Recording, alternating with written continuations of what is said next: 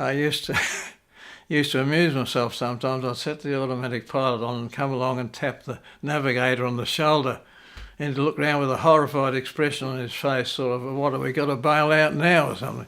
I said, no, I just want to have a look at your map. And go back and sit in the seat again. When I was an instructor, the last trip, this was after the operational tour, we took a lot of ground staff over Europe to see the devastation we'd caused around the German cities, all the buildings with no roofs on. And we on the way back, I was flying it on the automatic pilot. In the instruction Lancasters, they used to wire the control out so that you couldn't turn the automatic pilot on, because automatic pilots had to be very carefully oiled up and maintained, serviced, or they became very dangerous. And this one hadn't been serviced, but when I looked down, I saw it wasn't wired on, so I thought, oh, this one must be okay. They haven't wired it off. So I've put it on, just a little control down there, flipped it on the left, and just sailing along without having to hold a rudder bar or anything. So I did my little stunt of going out and tapping the navigator on the shoulder, and he wasn't very happy about that, so I made my way back to the seat. Sat in the seat. I was just sitting there without being strapped in, and suddenly George, that's the automatic pilot, threw the control column straight up against the the instrument panel.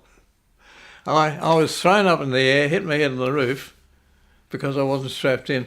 But fortunately, I just reached down. My head was pinned against the roof, and flipped the control, the switch off, turned the George off, and we were able to ease the stick back. You couldn't pull it. I didn't try to. I knew what had happened.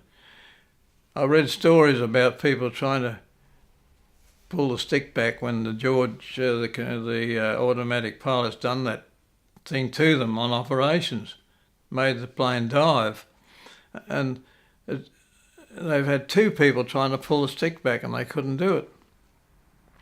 But it came back quite easily, of course, once the George was switched off. And we continued to fly. But that was very, very lucky. It was one of the most dangerous things that ever happened to me, because we'd just flown over a fairly high place on the Lincolnshire coast. We'd just come back over the North Sea and flew over the Lincolnshire coast, over the Wolds, not the Cotswolds, that's in the West Country, but over the Lincolnshire Wolds. They're about 1,000 foot high at the highest points.